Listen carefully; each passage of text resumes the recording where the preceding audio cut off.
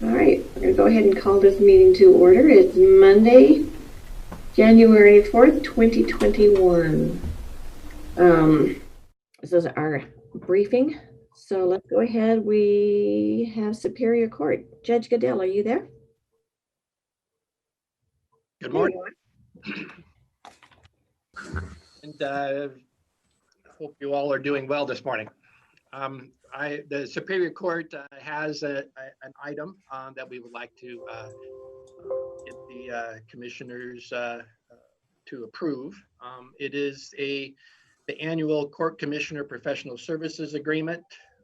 This is the agreement with our Court Commissioner, Commissioner Sauerlander, for 2021. It reads the same as the prior agreements.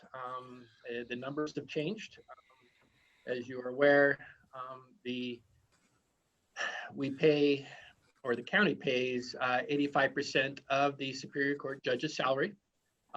The judge's salary is reflected in the calculation at 85%. And so the commissioner would be paid based upon the current judge's salary for the year. And the one thing, there is a little bit of difference, and I'm not sure, I think that last year it would have included the involuntary treatment court as part of his job responsibilities. I recall that was part of his responsibilities. His responsibilities have not changed outside that one addition, which was actually a year ago. So we are asking that the commissioners approve this. The judges have all approved it, as so has the Mason County Prosecutor's Office through Mr. Whitehead. I'm supportive. Same here. I'm good. Is there a possibility of getting this on the action agenda tomorrow, or should we be looking to, what would be the next one, the 19th? I'm good with putting it on as long as we, Diane, is it good to go? Yeah, I expected today. We'll probably put a few of the things on tomorrow, so we can do that. Okay. Okay, well, in that case, I appreciate this. I will get the signed copy with all the judges signed around, Commissioner Sauerlander signed, and Mr. Whitehead signed over to the commission this morning, and we'll have it done for this year. Sounds like a plan. Okay. Well, that's all I have on the schedule this morning. I wish you all a very good day. Thank you and Happy New Year. Same to you. All right. Looks like we are ready for Frank, Support Services. Good morning, Commissioners. We're going to start off with Diane and 2021 committee assignments. Yes, Commissioners, do you have any changes to the board you sit on from 2020? I thank you for giving me the extra time. The funny thing that happened in the meantime, one of the ones I was hoping to talk one of you into trading me actually put in a specific request asking that I would stay. So I feel like a complete rear end if I had jumped ship now. So I think I know which one you're talking about. Yeah. I made a phone call and just said that, I thought you would be more than willing to stay on as our member. Thanks. So yeah, I'd be happy to continue with the committees that I have. Yeah, I can. I'll keep with mine as well. Yeah, I'm good as well. Okay, that's easy. I'll just update the dates and stuff for the website. So the next item I have is McKinsey's pulled together the foreclosed parcels that the county owns, so we can do a 2021 tax title auction with bid for assets. So it'll be online to try to sell some of these parcels, hopefully all of them. Is the board good with going forward with that? Because we'll have to put the parcels, the order on the 21st agenda for the board to adopt, and then we hand it off to Lisa Frazier and she coordinates it with bid for assets. I'm good. I'm good with that as well. Yeah, I'm good. Just to let you know, I actually tried to participate, not in our county, I know better, but at a different county. And man, I got to tell you, as long as somebody's bidding, there's somebody else willing to bid more. It's just as funny. I had several parcels I kept trying because they're in the same location, and it was amazing. It was amazing, but all the rest of them went down cheap. So, secret is we got to get people online here local to go and participate in that auction. Do we advertise to that point? I mean, do we, how do we kind of market this opportunity to people? Besides the website, Bid for Assets, they have some kind of notification that goes out, because by law we have to notify, but it seems like it has a pretty good following because it's a nationwide program. Mhm. And we've never had a problem with having plenty of people going online. Okay. Do we advertise or do we put a notice or anything like that in the newspaper as well? Yeah, I think it's Lisa, I think that does that part. And I think there's a requirement it be advertised like twice. Exactly, twice. And we've been very successful the last times we've done this.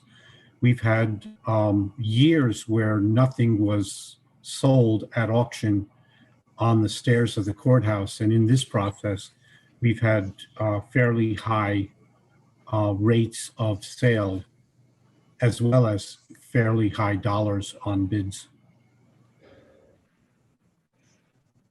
That's good news. Yeah, and what we're doing too is we mark our property list if they're sold this way, so we can kind of track and see if they actually stay out there in private ownership or do they end up coming back as a foreclosed parcel again.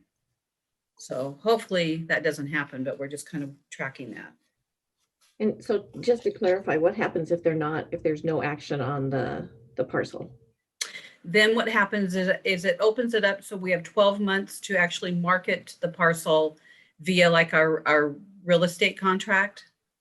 So it's a good thing that we do this because it allows another avenue to try to sell those parcels.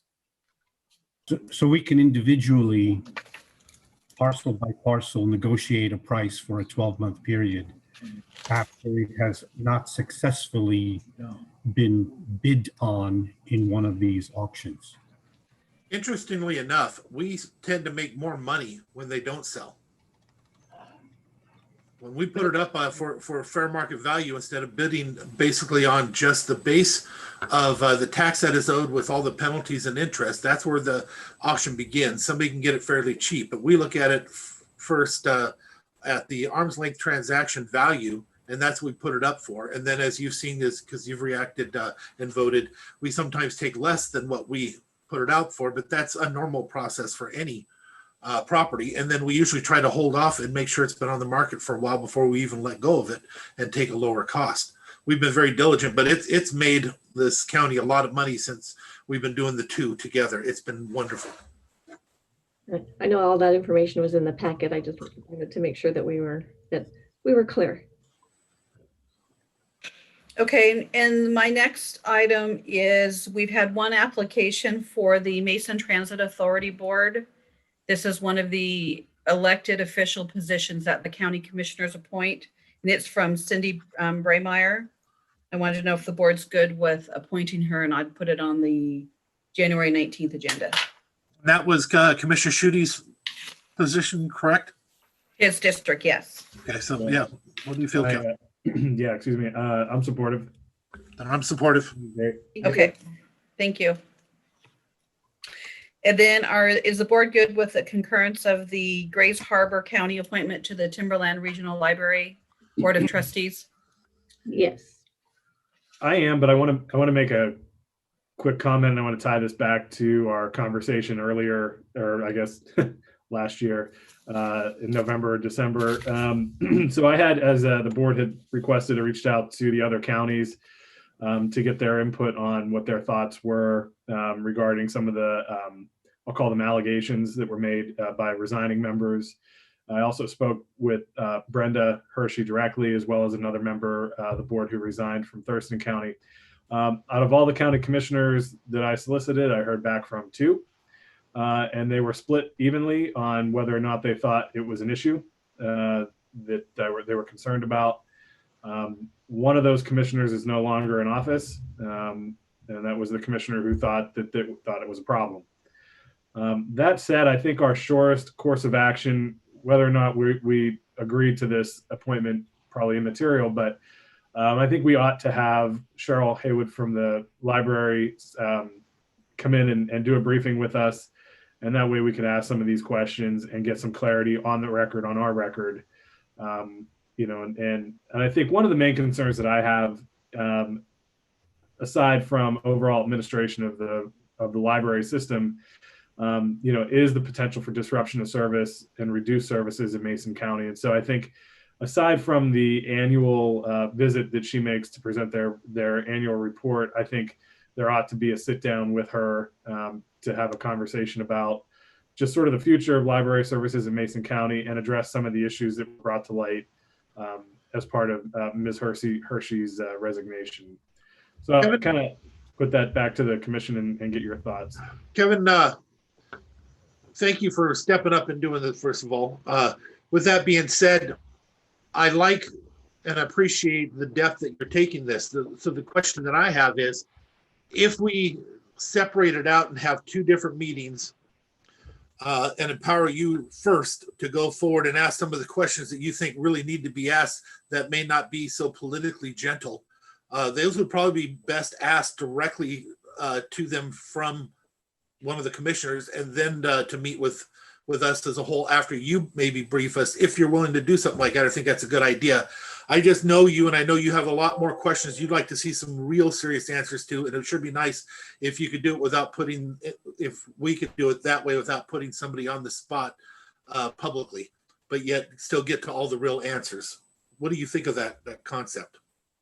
Yeah, I mean, I don't think that's a bad idea. So I'm happy to reach out to Cheryl and have a preliminary conversation. However, I do think that it's important, given that the board was concerned about some of the things that were presented in the resignation letter, that we do have that conversation on the public record, and have those answers on the public record. I think that's a really critical part of it, that a one-on-one conversation between me and the executive director would only get us so far, I think. I agree with you. But I would like to see both, if that's possible, so that you could really get down to some of the nitty gritty of it and give us a recommendation of what you think we should be looking at, if you're willing to do that. If not, I understand. That's a lot to ask. This is very serious, all these things that are going on, and I'd love to make sure that we're all doing the right things and supporting this organization as we should, but with open eyes. Sure. And I respect your opinion. Yeah, so Commissioner Traska, I'll let you weigh in as well before I continue talking. Yeah, I'm comfortable either way. It might be good to maybe come up with a list of questions, concerns, maybe all of us, put something together and then give them to you so that you can compile them in an organized fashion, and then have her come in. I'm comfortable. I think I would like it on the record too. And that way everything is open and transparent. Okay, so maybe let's do this. This week I will give Cheryl a call and have a little bit of a preliminary conversation, and then work with Diane on coming up with some times that we could have Cheryl come back in and meet directly with the board. And however that preliminary conversation goes might inform how we approach that future meeting in a briefing. Because I think ultimately that's better than engaging if and when they do present their annual report. I think to a large degree, these are two separate things, and want to treat them as such. I agree. That's typically February-ish. For the annual report? Late January, early February. So. Yeah. Diane, do you want to say something? It looks like you unmuted. No. But yeah, you're right. It's usually February, March when we have the annual meeting. So. Yeah. Okay. That's what I'll do. Yeah. I'd hate to just put her on the spot. So a little bit of, I like your idea of giving her a call, and nobody likes to be dumped on. Well, to that end, I mean, I think she would know why she was she was coming in for a briefing. I don't think it's any secret. But No, I'm sure not, but I'm more than happy to give her a call and have that conversation first. appreciate that. Thank you. Okay, commissioners, thank you. So I guess let me sorry, Frank. No. Just to kind of bring it back, I have no issue with approving the appointment at this time. Same. I'm good. Okay, thank you. The next item we have is our drug and alcohol policy and procedures proposal. Don, if you would, there's also a follow-up after that with some items regarding the federal leave in relation to COVID that Don's going to discuss for a few minutes. Morning and Happy New Year, Commissioners. Thank you. Happy New Year. Happy New Year. Thank you. So I'm proposing a new amending our resolution 01-1996 for our federal drug and alcohol policy. And the policy that we currently have is grossly outdated. And we currently use and have for many years used Association of Washington Cities for our drug and alcohol consortium. They have been working with us for the last year. This has not been an easy task to work with the unions, work with the employees, and the consortium to ensure that we have a policy that is updated and meets all of the DOT regulations of a CDL truck driver or operator driver for Mason County. And AWC actually regulates like all of our lab testing and randoms. They pull names, so it's fair and non-biased as to who's being selected for random UAs. They do verification of employment requirements for us. So we are presenting this to you as the commissioners, asking permission to move this forward to the January 19th action agenda item. And again, I did run this by both unions. Shandy for the Teamsters portion has not gotten back to me, but we've talked about it several times, and I gave her a deadline, 3 different deadlines up until the end of the year, with letting her know that I would be presenting it today and moving it forward on the 19th so that there's no surprises for her. The other union, which is the Public Works road side of the union, that union representative Rondal and Eric Artenson has gotten back with me. We've discussed it all, and that's the main portion of the employees up there in Public Works, and they are all fine with it. Does this need to go before Tim Whitehead? It has. It has. Yep, I've sent it over to Tim too. Great.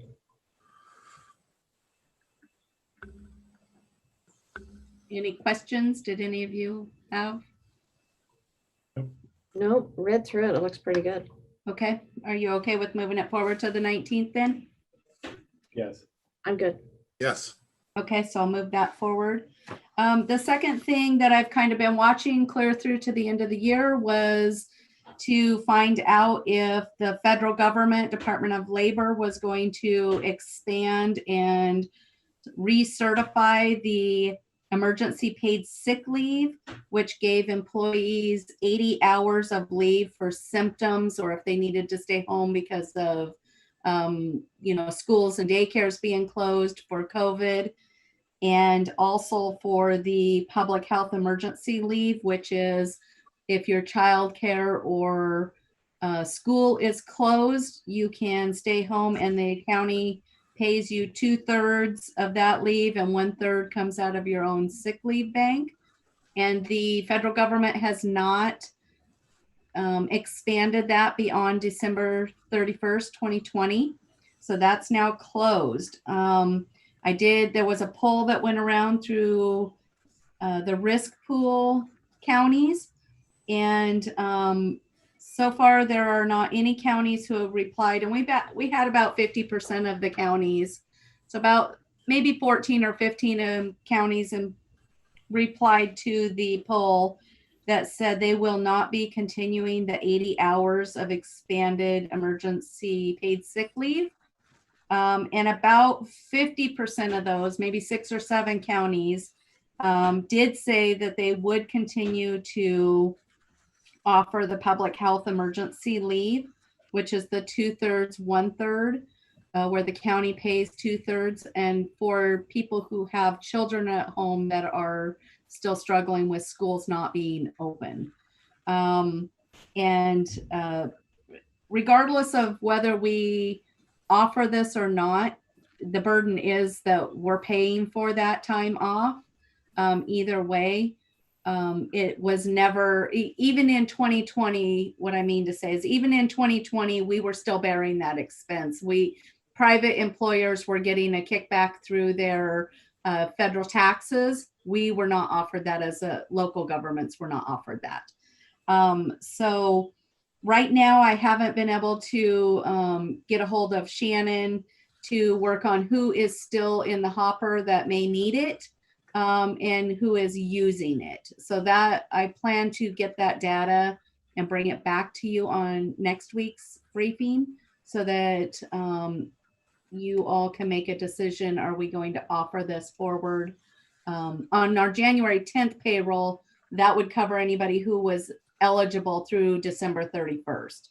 So we really just need to make some kind of decision making by January 25th payroll for the first 2 weeks of January moving forward. So once I have some data, I will send that to you all, but I will also put it on briefing next week for some kind of legislative authority decision. All right, I appreciate that. Thank you. You're welcome. That's all I have. Thanks, Don. You're welcome.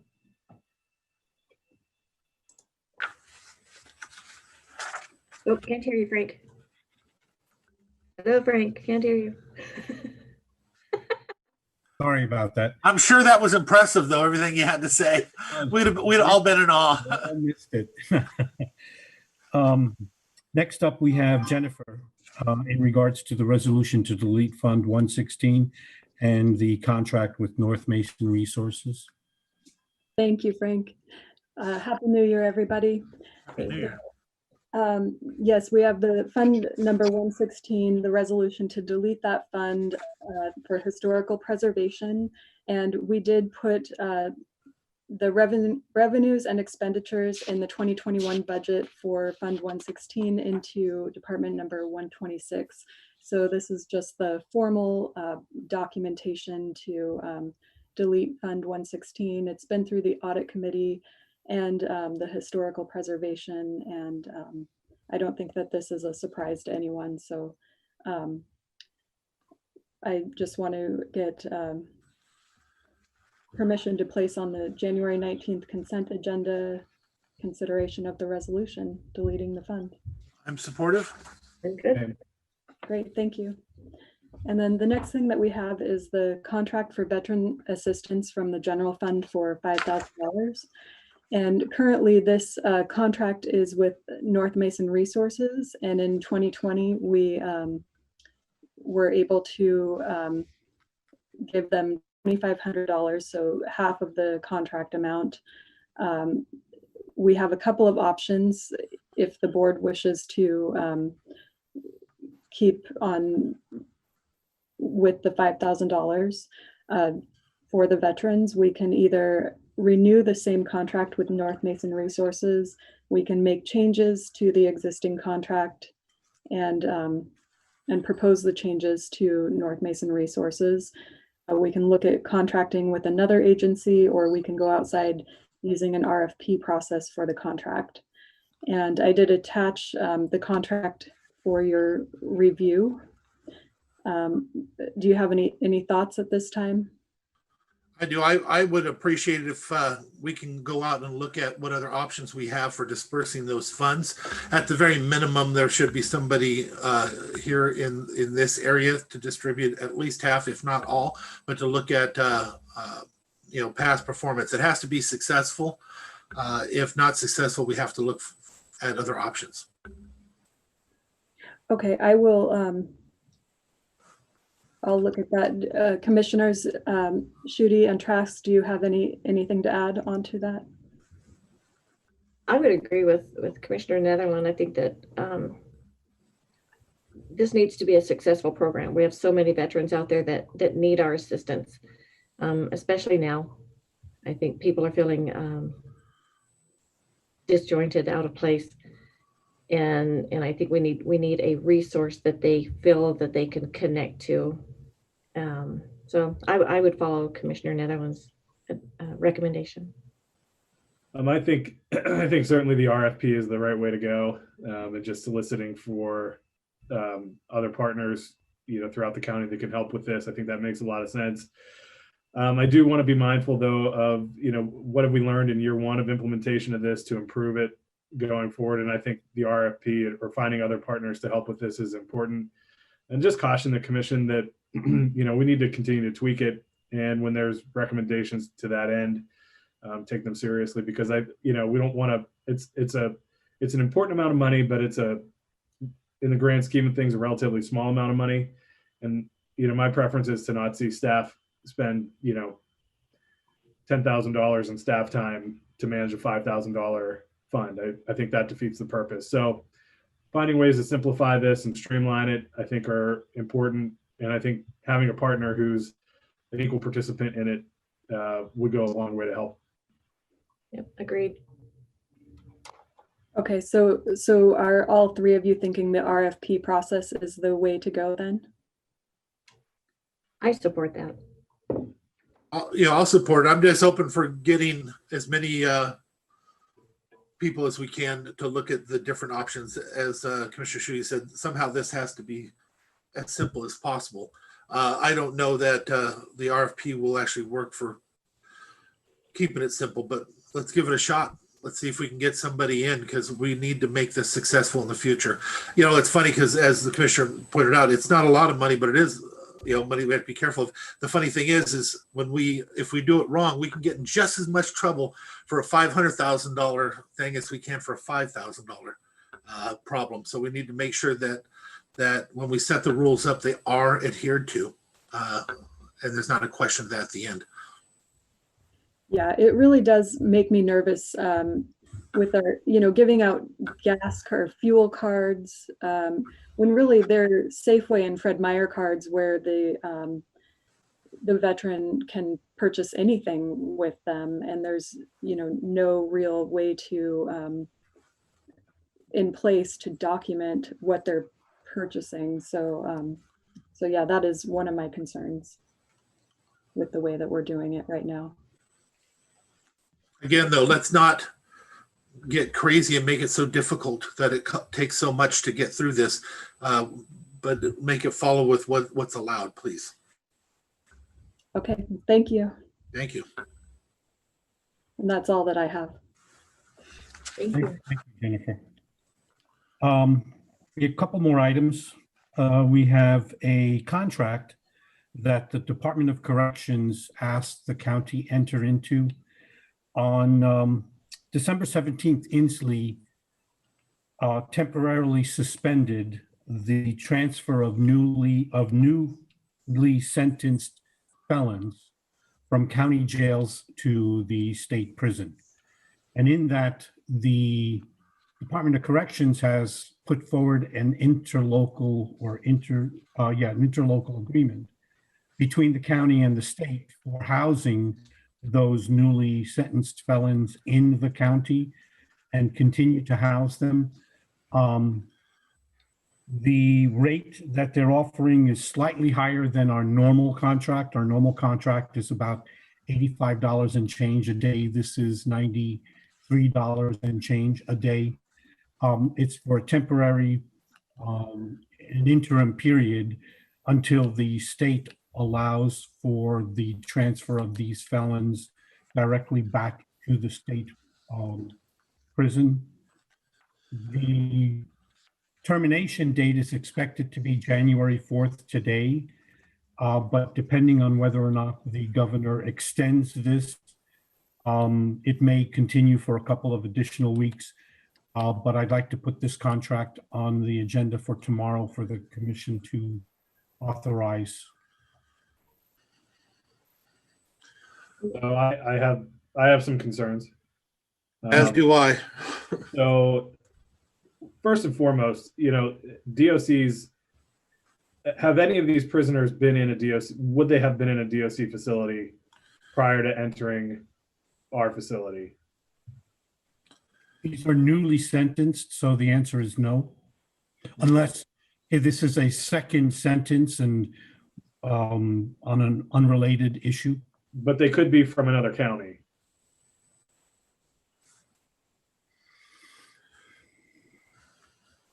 I couldn't answer that. So, because my major concern here is one, the health and safety of our corrections deputies and our current inmate population, and then taking up space for out of county offenders when we could be using those beds, at least theoretically, for Mason County inmates. And so I don't want to introduce other counties' inmates to our jail and potentially get our officers sick and our inmates sick and have an issue over there. And so I'm not real high on this idea. And so I think not understanding necessarily how it's going to be implemented and what the protections to us will be, other than a slightly increased daily rate, I have those reservations. Would you prefer that we counter with a proposal to allow for only our county resident sentenced felons? I mean, that would be a start, I guess. But I don't even know, and this is probably a question for Dave, and has been, I'm not sure where we are, in terms of, vaccinating our corrections officers and those things. I'm just really concerned about the potential for opening up our jail, without some additional reassurances from the state. If they want to come in and vaccinate all of our corrections officers that are eligible and want it, maybe that's a different conversation, but I just have some reservations. I'm interested to hear what the commission thinks too. I myself, I still would like to, I'm surprised that we're even having this conversation. I don't see anybody from the sheriff's department on our Zoom. This is a big question, but aside from that, everything that Commissioner Schutte just mentioned is right up there on top of concerns, but now throw on there who's responsible for their medical and for paying for that medical, who's responsible, and maybe it's in here, I haven't seen it yet, who's responsible for the mental aspects of it. What about the risk pool and the stuff that we have more dangers because we're accepting them at the moment, and the risk they may take. Remember, we've had things in the past where somebody ends up getting hurt that others felt they should have been in a different protected situation, or a handicap of sorts that may not have been addressed to their concern. All those things are serious questions that I don't exactly see answered. But again, I haven't gone through it with a fine-tooth comb. But it just seems like there's a lot of risk here. And then put that on top of the idea that we won't have room for our own right now with the cap that's been implemented. Right. So Don says that Kevin Hansen is trying to join our meeting. Yeah, let's get him in here if we can. But those are valid concerns. I think the medical was mentioned in the contract. Commissioners, Yes. Kevin is waiting for somebody to admit him in. So I don't know who has that control. Mackenzie or Diane, can one of you let him in?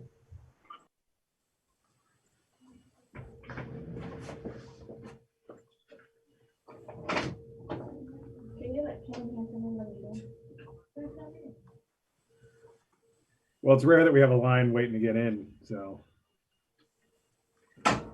I don't think we have a waiting room. Can somebody give Kevin a call?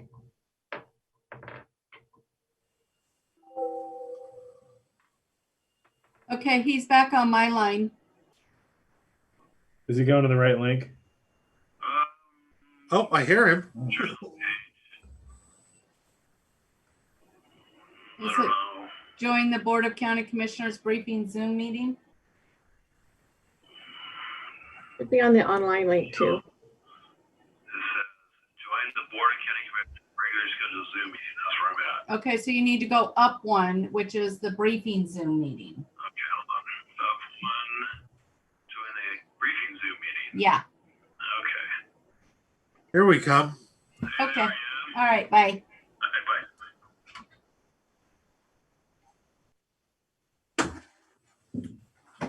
Hi, Chief Hansen. Can you hear us? Now I can. Oh, there we go. So I heard you guys have some questions about the DLC contract. Yes. So I guess I'll go back through the questions that I had. Number one, Chief, are these inmates that have not yet been to a DOC facility, or have they been to a DOC facility and they're being moved around potentially to our jail? Now the concern here was DOC has closed its doors basically to anybody coming up there. And so there's in the process of until January 7th, I think it is. But in the interim, DOC is willing to pay us for those people who are in our facility who have gotten sentenced through our courts to go to prison. By state law, they have 7 days to take custody of those people after sentencing. So this contract would allow us to be reimbursed for those days after the 7th day that they have to sit in our facility waiting to go to DOC.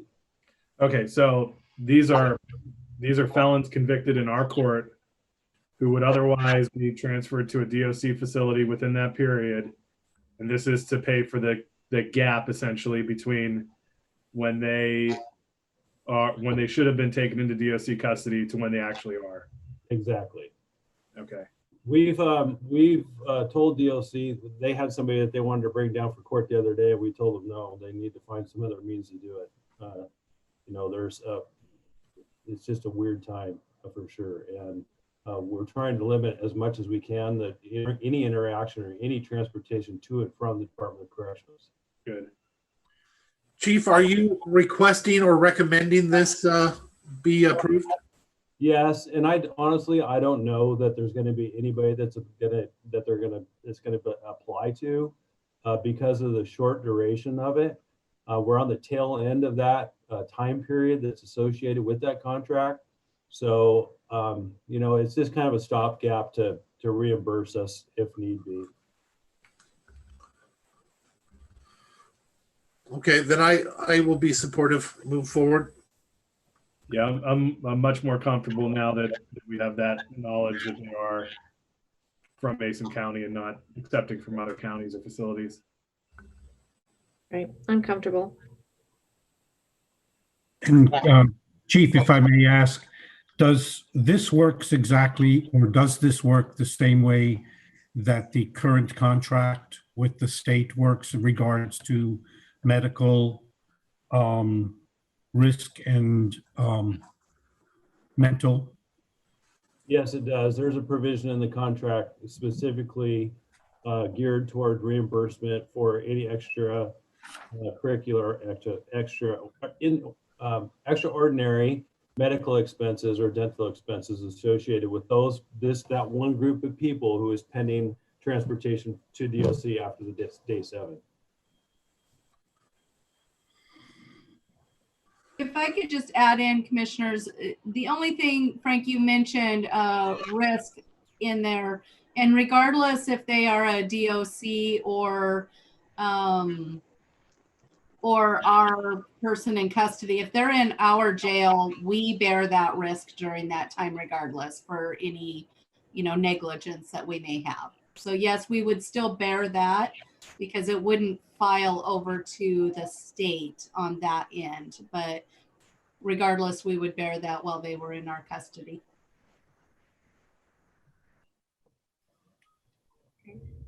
Great. Thank you for the clarifications. You're welcome. Can we bring this forward then on tomorrow's briefing? I'm sorry, action agenda? I'm good. Okay. Thank you, commissioners. And thank you, chief. You're welcome. Next item is a request to sign an easement by an individual and actually an entity for parcel number 4201256000012. This is a parcel behind one of the stores at Wallace Nealand. It's a 10-acre parcel that is appraised at $634,325. It's appraised as a commercial parcel, and they're looking for an easement of a landscape and parking for landscape and parking of about 40 feet of our parcel for the length of our parcel. And the concern I have here is that in order for us to value that easement, we would need to go through a yellow book appraisal, similar to what we did for purchasing the park in Belfair. Is considering the dollar amount of the value of our parcel that's there in order to exchange or have an easement or to sell that parcel, we would need to come up with a yellow book appraisal of our parcel or the portion of the easement that we would give up for this request. Oh, Randy, you're muted. I was chewing on a Christmas gift, so I didn't want anybody to hear the crunching, so my apologies. Another thing to consider is the impact of the value to the property that would have by removing that piece from usable, be a usable construction site, could have a very huge impact on the value and the worth of that property. So, I'm not seeing any benefit that's not a very expensive cost that we should be charging somebody. Yeah, we have RCW 7936-355 specifically says that in order to grant an easement to the rights of public land or owned property, we would need to do a yellow book appraisal for that value of what that easement gave up on our parcel. And then RCW 8440-030 requires the county to do a yellow book appraisal on a parcel that's has such a great value. And I don't think we should be paying that. If anybody's interested in that, they should, but that's what comes without a guarantee that we would even take advantage of it, regardless of the value. If we surplus the land, then we surplus the land, and the land becomes for sale. To do a surplus of an easement on the land seems odd. And that parcel is on the list to go before the bid for assets because one of those parcels is a tax title. So should we just let that play out? We could, and I think, Frank, because right now this is a modification of an existing easement, correct? So there is an easement on it. What the easement is, as I understand it, is for irrigation pond.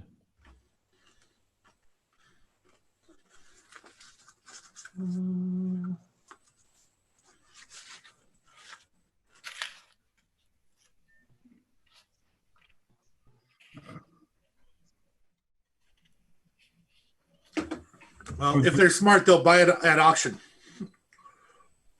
They'll get it a lot cheaper than they would if we put it on the open market. So just go ahead and let it go to auction and then see what happens, right? Okay. Lisa, is this going to auction because every so often it has to come back up again? Yeah, it was on the Yeah. list before, but it didn't sell, and so we put it on for this auction again. You know what But the minimum, Diane, is it my understanding there is some interest in it this time? Has somebody requested?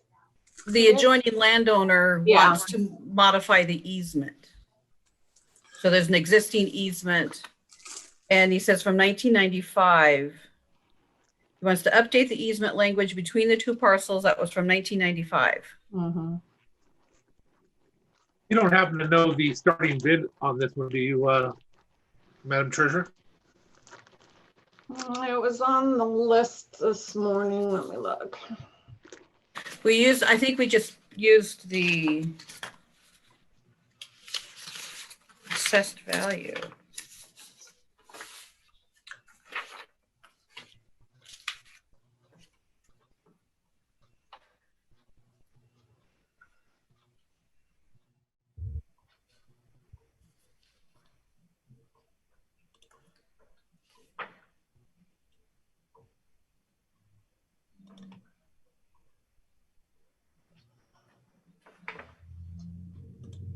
Looks like 4,100 Yeah. is the minimum bid considering the fees and whatnot, taxes that are due.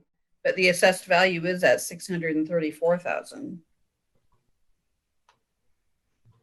Therein lies the problems that we face with having to go by what the law says on how to sell it. Right. It didn't go before, but I don't know if it wouldn't this time, especially if we pointed out to that person that it would be on the list. And it wasn't valued at that the last time. It would have been valued the same as it was last time. There was no change. I meant appraised value. Oh. But you don't sell it according to appraised value. You sell it according to what's owed and costs incurred. You can sell it for whatever you decide to sell it for. The commissioners set the sales prices for these. The minimum is what was due at the tax foreclosure sale. Then we need to bring that one back before us, please. When it comes Okay. up, when we're mentioning it, because we should change that one if we know the value is so much different than the minimum that's owed. After the first one, the remainder no longer goes back to the property owner, right? After the first sale doesn't close? This is tax title property, so there's not there. It wasn't foreclosed on. It wasn't purchased. There's nothing. Yeah, the former owner gets nothing. We did get a comment from Loretta that she just sent in. She says that Phil encouraged the person requesting the easement to purchase the property.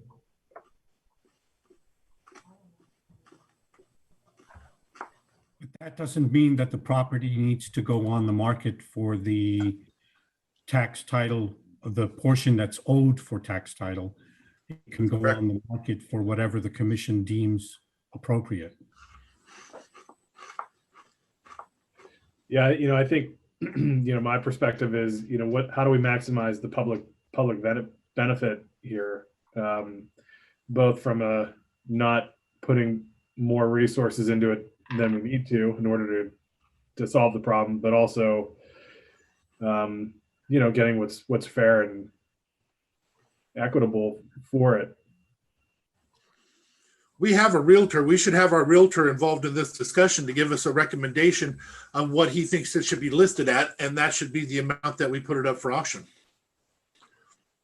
It's a market analysis, but yet at the same time, we still got to be careful because if we have to have an appraisal to sell it. So I will pull this off of the list then for bid for assets and come back with recommendations from our current realtor. And any costs associated with doing an appraisal should be included in whatever minimum bid price that you set so that you recoup your sales costs. Good point. Mm-hmm. Okay. And the last item, well, second to the last, is the disbursement of the proceeds of the sale of the two parcels on Lake Boulevard.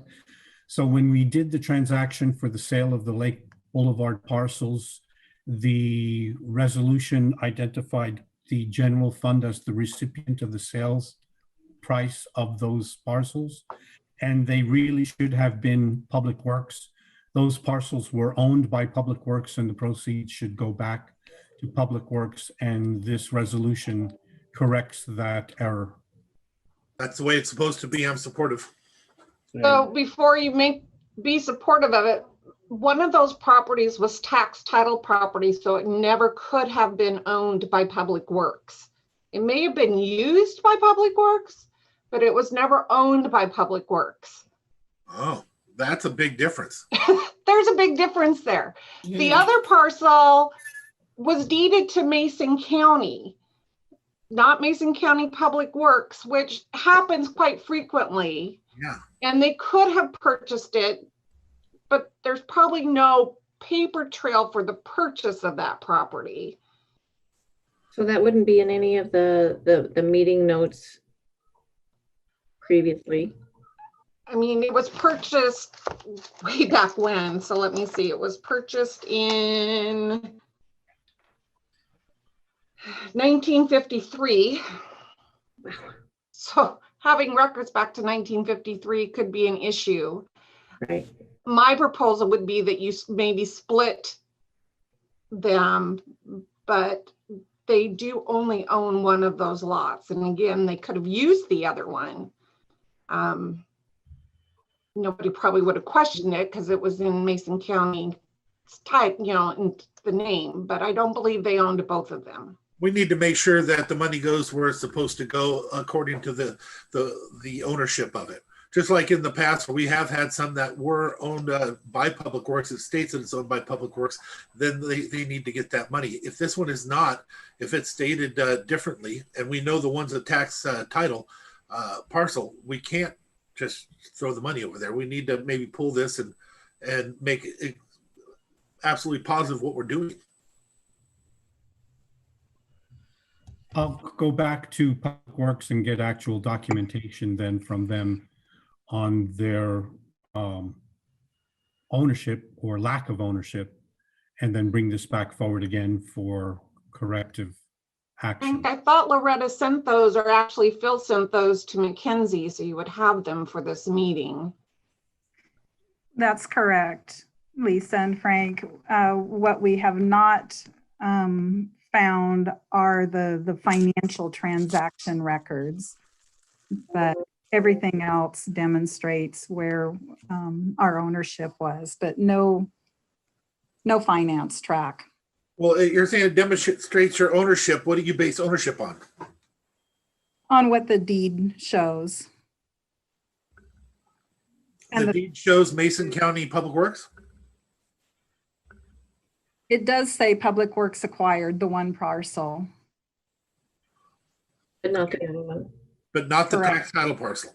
Correct. Okay. Although what's a bit confusing about that is the parcel that was actually used for the shop appears to be the tax title parcel. So we've got a little bit more digging to do to make sure that internally we're all satisfied with what's what. So you'll bring that back to us. Yes. Yes. And so then the last item we have is the Public Defenders Collective Bargaining Agreement that the Public Defenders has ratified. And this is for a period from January 1 of 2021 through December 31st of 2023. And we'd like to put that and bring that forward to have the board acknowledge and sign.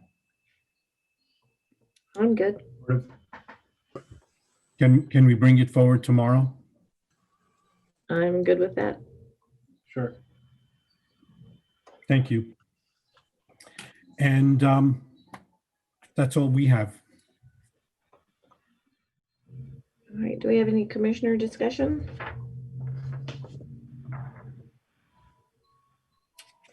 No. All right. Looking at heads and hearing Just thank you to Diane and Kelly and Nicole. Come back in your office. You got food everywhere. Thank you. All right, let's move on to our next briefing from Public Works. Morning, Commissioners. Morning. Morning. Our first item, Richard's got a pump purchase that we're proposing. Part of our normal process, getting stocked up for the new year. So what you got in front of you is what we need to buy, or we'd like to buy, a bulk of 45 grinders. Last year's bulk, we've got 3 left. So definitely something that's needed.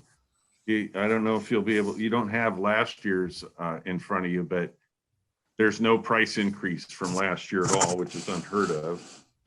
So again, the deal would be 45 grinders, cost of just under $92.5, and we save about $753 per grinder by purchasing bulk.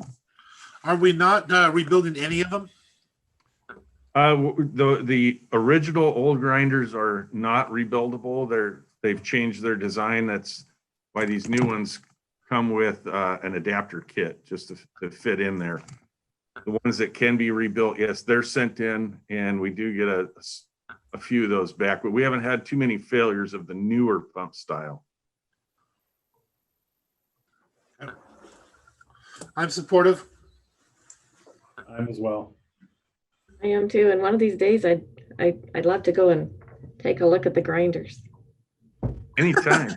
While on the landing though, right? I was going to say during a replacement. No, That's let's best. do either before or after. I'll never forget watching the guy that was doing my septic eating a sandwich. It was more than I can handle. That's not PPE appropriate. He's probably not afraid of COVID. No. All right, well, thank 20 you. years ago, and I still can't forget it. Yeah. Perfect. All right. Well, Commissioners, other than that, maybe just a quickie update about over the weekend. And as you know, we had some closures, and our road operations supervisors were busy running their territories and identifying where and what closures needed to take place. We had some minor slides and of course some water over roadway, and Mike can give you a quickie rundown of what was going on over the weekend. We had a minor slide on Purdy Cutoff Road, and we had to shut that down. They're fixing that today and cleaning that mess up. And so the big one is obviously the Skokomish Valley, where we had the waters come up, and we're doing our project out there, our temporary wall. It's actually working out real well because we're getting results as soon as we're pushing this wall up and extending it to the right locations. Then we have the flooding, and that actually gives us a direct feedback immediately. And so we're out there today extending a little bit more to the west, and then we got a few little holes there to plug on the east side, and we should have a good handle on it for this type of storm event. So guys are being, they're doing a great job out there. They're working really efficiently, and the property owners, everybody comes by and just really appreciates that we're doing something. We just got notification today that Green Diamond has officially closed their 800 road gates. So this is the only route in and out for the west end of the valley there. So we're trying to make an impact as much as we can, and I think that I'm really proud of the guys doing what they're doing. Yeah, really appreciate you guys going out there and the pictures that was sent to us too, because it shows a big difference and a big improvement. So please tell your guys thank you. I will. And yeah, we were talking to a couple of the residents there yesterday, and they said that this event that we just had would have lasted for 3 or more days, but we only had to close the road down for officially for the one, even though we're leaving the road closed signs up so that we're supposed to have another high event here either tonight or in the morning. And so we don't want to be jumping back and forth, putting the signs up and taking them down and letting people in and then closing it off where they can't get out. So we're leaving the signs up. We know that the residents will drive around them and they know the risk, but we're trying to keep some of the out of the inexperienced people about what the valley does and trying to keep them out of that harm's way.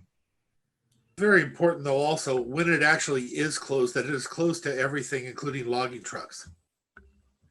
Yes, it would be closed to even logging trucks.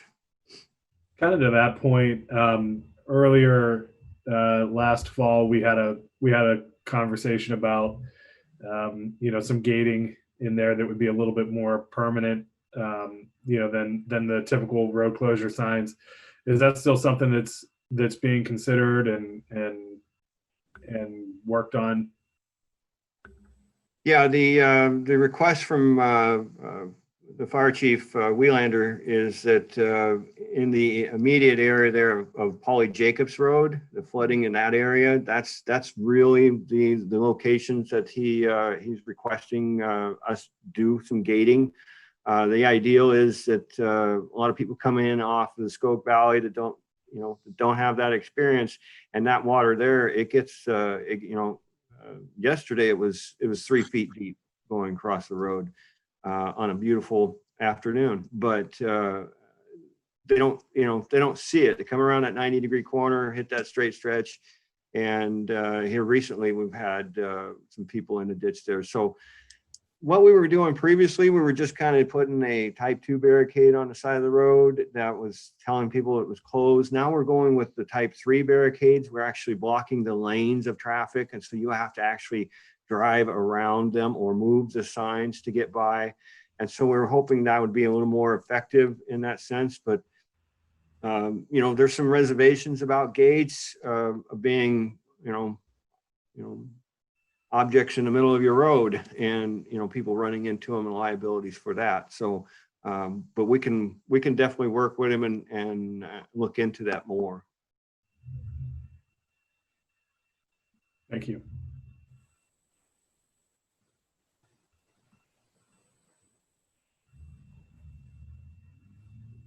All right, thank you. Any other questions about it?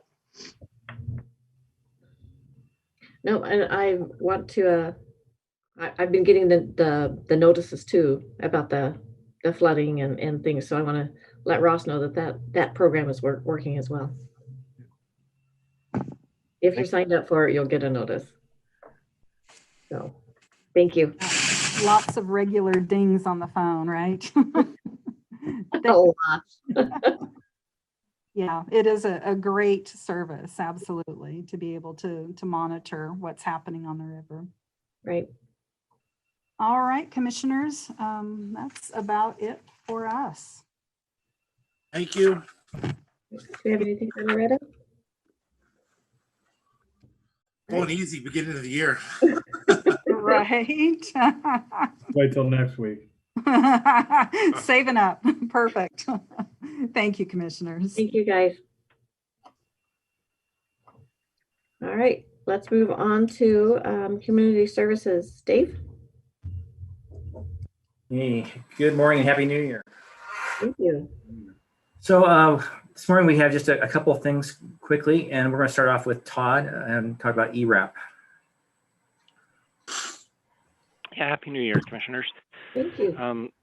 There's 2 items that I have. The first one is the Eviction Rent Assistance Program. So this is the Mason County contract with the Department of Commerce. The Department of Commerce is extending the end date through June 30th of 2021. So originally it ended here at the end of December, and this amendment will allow it to extend. So I think the plan is in case the more federal funds are released, then things are already in place to probably make another amendment for that. So just wanted to get approval to move that to tomorrow's action agenda if possible. So the grant amount remains the same until That we is get correct. more money, hopefully. That is correct. I'm good. Same with me. Yes. All right, and then the second one is with the COVID outbreak emergency housing grant. That one we recently signed an amendment with Commerce to extend it from December 31st through June 30th. So this is kind of our portion with Community Lifeline then, which is we do have some remaining funds in there, and that is to keep the kind of the 24/7 shelter operations available through the end of March. And then just kind of take it month by month, I guess. Okay, and they did receive approval from the city as well, right? Yeah. To stay open. Great, thank you. Good with me. Yep. Okay, great. I'll get these all ready for tomorrow's action agenda. Thank you very much. Thanks, Todd. Okay, so excuse me. Next up, we have Kel Rowan and Josh Luck. Morning. Happy 2021. Thank you. You too. So tomorrow we have we have a public hearing to adopt or make changes to Title 14 in adopting the 2018 International Building Code per the state, and just wanting to know if you had any last minute questions about that. Yeah, commissioners, had a conversation with both Kel and Josh over our break about considering adopting Appendix D of the International Fire Code. Appendix D, and Josh can probably speak a little bit more eloquently on this, but the basics of it are specifications for design and implementation of access roads for fire apparatus. Our code is somewhat silent on it, and so the default for developments where I believe it's more than 100 units without secondary access roads triggers a fire sprinkling, the potential for sprinkling single-family residential units. And so the code does allow for an alternate access route, but since our code is silent on the specifications of those, it leaves a lot up to interpretation that I think adopting Appendix D would help provide some clarity, both for the regulators, Josh and his team, but as well as on the development side. So everybody's playing on a level field. And so I wanted to put that out for your consideration, maybe get Josh and Kel to weigh in a little bit and just kind of see where the conversation goes. Are you saying this gives more options to the developer if we were to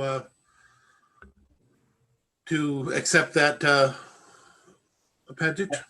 I think it gives more clarity, and so in that sense, people that would want to do a project would be able to come in with clear expectations for when and where a fire access road is allowable under the IFC, versus our current code, which doesn't make it clear and leaves a lot of room for different interpretation that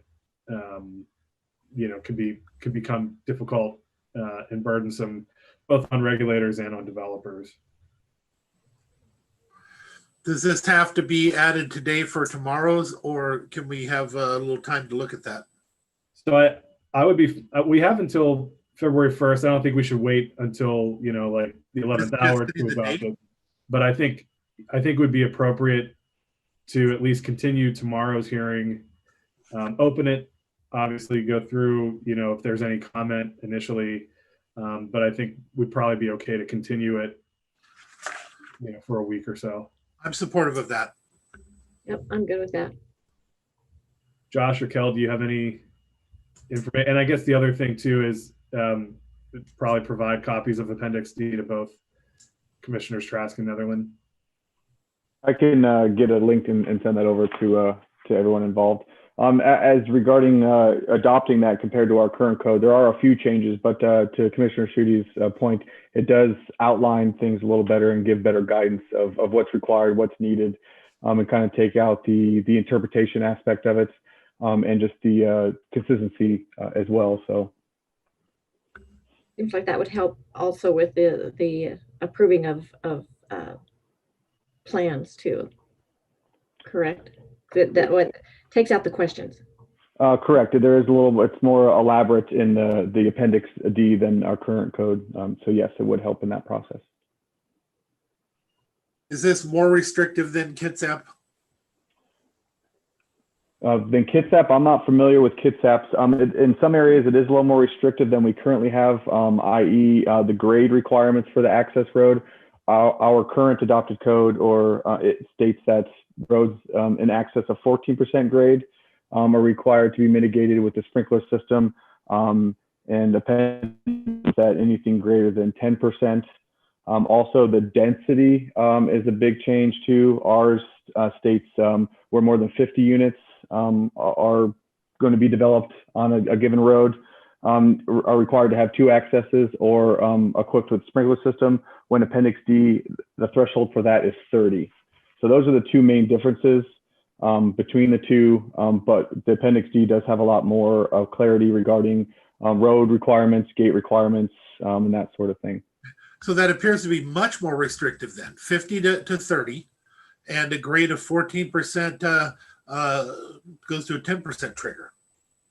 Correct, and I think that aspect would maybe be a little more cumbersome on individuals, in the Hoodsport, Lilywop, also along on that 106, based on just the topography of those areas of the county. So kind of along those lines, and I mentioned this to Josh last week, but I think it's more a question for Kel. Where outside of the UGAs would we have density for 30 or 50 units allowable in zoning? We likely wouldn't. So, excuse me. So we wouldn't have subdivisions out in the rural area, but I think Josh's point is for a grade that's greater than 10%, would require sprinklering. So a single family residence would be triggered if their driveway is greater than 10% grade, they'd be triggered to the requirement for sprinklering the house. That's a huge cost. And I don't know. I'm not so sure I can support this though, Commissioner. So, Commissioner, let me, it is, and that's what I'm trying to help avoid in a lot of other areas as well. Because of the way, and so if there's an alternate way to apply road access clarity to our current code, then I want to hear that. Yeah. But aside from that, the only clarity that we have on how to implement secondary access to avoid sprinklering hundreds of single family residences is to provide the clarity that's found in Appendix D. So, I mean, I'll leave that up to Josh and Kel to maybe offer some input on how we can provide that clarity in the current code without adopting Appendix D. I'd be very interested in that.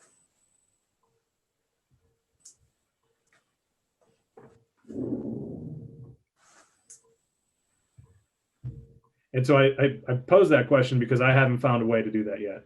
And so if there's something that somebody else has come up with, I'm more open to hearing that. But as it is now, with the code being silent on the design specifications for a secondary access road, the default can be to sprinkler single family homes when they are over that threshold. I don't believe, Commissioner, that our current code is kind of silent on the road requirements for access to, whether that affected by the density of the amount of houses that are going to be there or the slope of the road. It does give us kind of areas to go to determine what those roads, construction need to be. So I think our current code has that information in there. It is a little vague, but there are sections in the fire code, chapter 5, for instance, that give us guidance on road access requirements aside of Appendix D. Well, could you clear that up, clarify that better and bring that to Commissioner Schutte so that he may feel more comfortable with that? Yes. And then you'll also send us a copy of Appendix D. Correct. I will do both those. Great.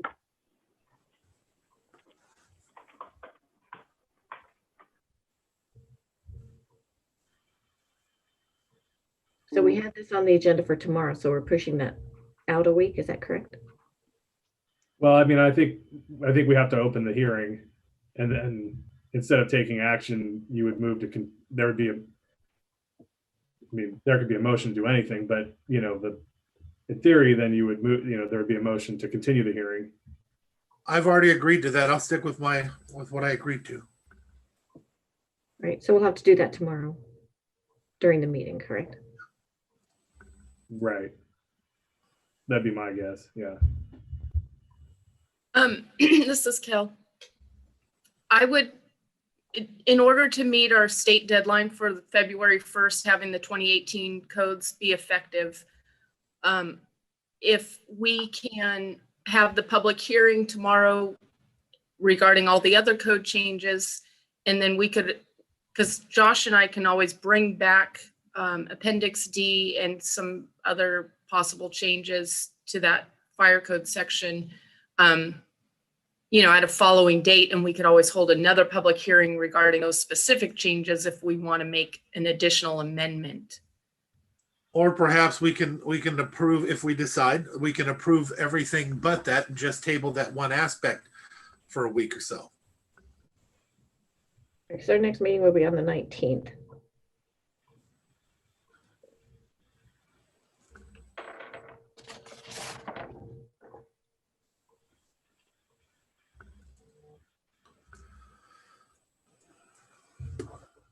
So you can brief us on the 11th, and then if we need to, and then we can vote or bring it to the commission meeting on the 19th, correct?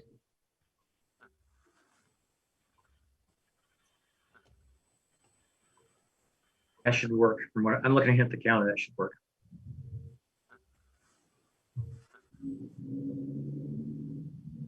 Okay. So I'm good with approving what we have to approve in order to get this to comply with the state's deadline, and then bringing that section back. Okay. What about Commissioners Netherland and Schutte? Are you good with that as well? Well, I mean, I think we could tie this up, all of it up, before the February 1st deadline. I don't know that there's going to need to be a ton of hand wringing or deliberation. We'll just take a look at the options and decide. So I don't necessarily think we need to. I don't want to get. I guess what I'm saying is I don't want to adopt everything and then bring it back, bring one part of it back later. I'd just rather make the change or not make the change and adopt it all at the same time.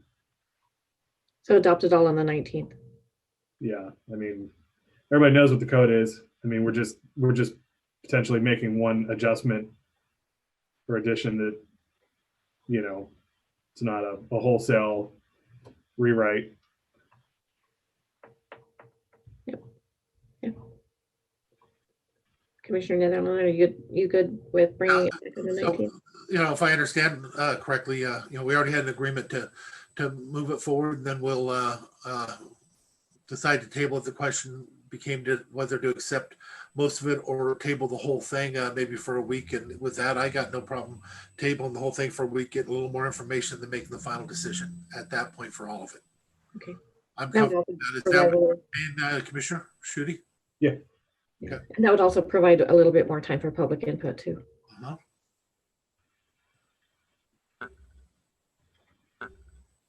I'm good with that.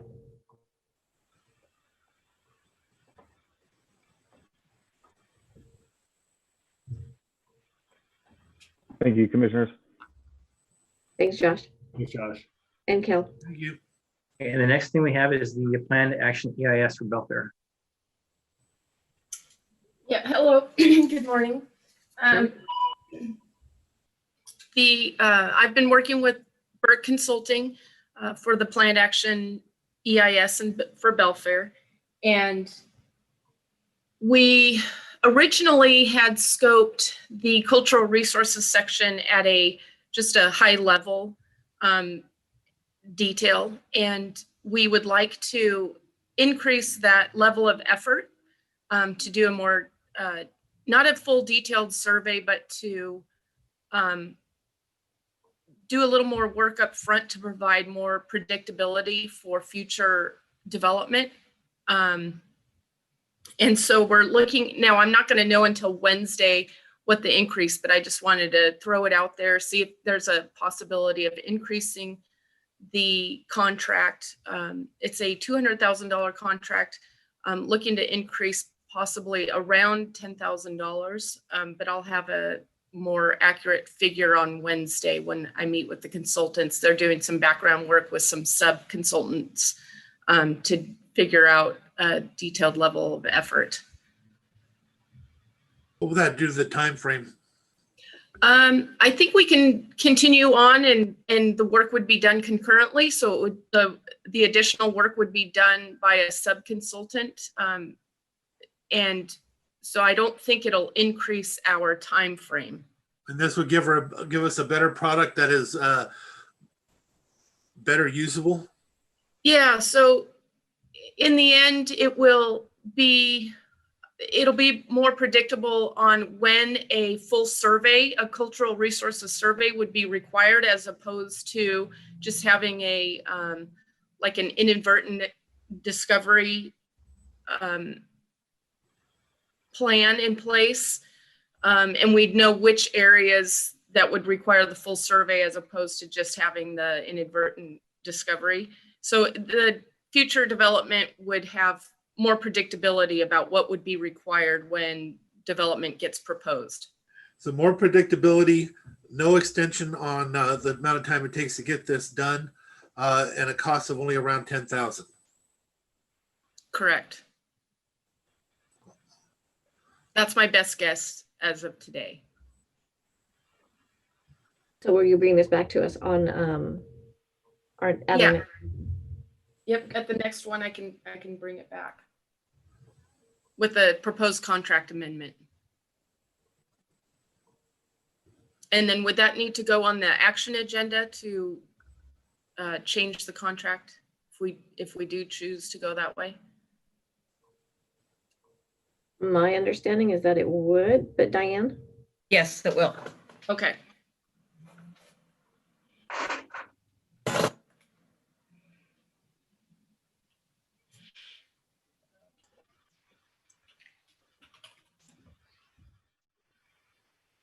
Okay, anything else with the EIS? No, that's all. Okay, so commissioners, that's really all I have, unless you wanted an update on COVID. How about the permits? How's permitting going? Oh, permitting. Well, it's going better than it was about a month ago. So I think we have likely hit our rock bottom as far as the permit turnaround time. Mason County, I think we have historically always been pretty convenient to work with and have quick turnaround times compared to our neighboring counties, but that doesn't seem to be the case lately. COVID has really caused us a lot of grief as far as having appointments and coming in and meeting, but we have added to our staff in the permit center, and we are, as of December 1st, we were finally fully staffed for the first time in quite some time. We've had a bit of turnover and some retirements, and but we are now fully staffed. We're getting folks completely up to speed on our processes. We're continuing to improve those processes. We're We're also continuing to use SmartGov, implementing additional permits to be available to be applied for online. And so I do see some improvement, but we do have some lag time that we're experiencing. We did just a couple weeks ago utilize our existing contract that we had with some outside consulting agencies to assist us in some single-family residential plan review to assist the turnaround time. So we've done that, and yeah, I'm I'm very looking forward to 2021 and the recent changes that we've made, really improving our process times. Good to hear.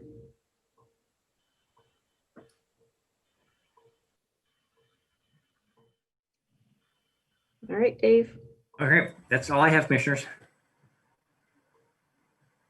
Dave, could you give me a call later if you don't mind, please? Yeah, we do have right at 15 this week, another marathon session. So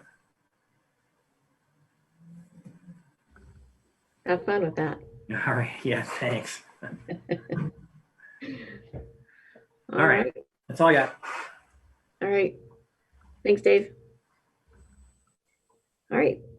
I see Wes. Good morning. Good morning. What you got for us? Oh, good morning. We are asking the commissioners to sign an interlocal agreement that's going to extend our pathology services with Kitsap County for another 3 years. We just finished our first year using them for everything. They hired a full-time forensic pathologist. So we're going through them and it has worked out wonderfully. And we put our heads together a few weeks ago and thought about maybe extending the contract instead of re-signing it every year. So same price for next year, $82,500, down from about $87,000 a year when we were using a contract pathologist. Jeff Wallace, the Kitsap coroner's really turning the Kitsap coroner office into a regional facility. He's now brought Jefferson County on board as well to use the pathologist. So, you know, the future looks really bright for this area and pathology services. A lot of coroners throughout the state are really struggling to find pathologists to do their autopsies. For instance, Grace Harbor is sending their autopsies up to King County, believe it or not. For I'm not sure why he hasn't worked out something more local. But anyway, the bottom line is I would request that you extend our interlocal agreement with Kitsap for another 3 years. I'm supportive. Hey. Yeah, I'm very supportive. That facility they have is amazing. Yeah. Good. Great. Thank you. Thank you. All right. See you later. All right. Sounds good. Okay, commissioners, do we have anything else? Seeing nothing, hearing nothing. All right. If we have nothing else. See everybody tomorrow morning, huh? Yeah. Tomorrow morning. I get to take Ted for a doctor's appointment, so. Will you not be here tomorrow morning? Oh, no, this afternoon. Oh, okay. I will be here tomorrow morning. Handing over the gavel, I believe. All righty. All right. Thanks, everybody. Guys later. Bye, everybody.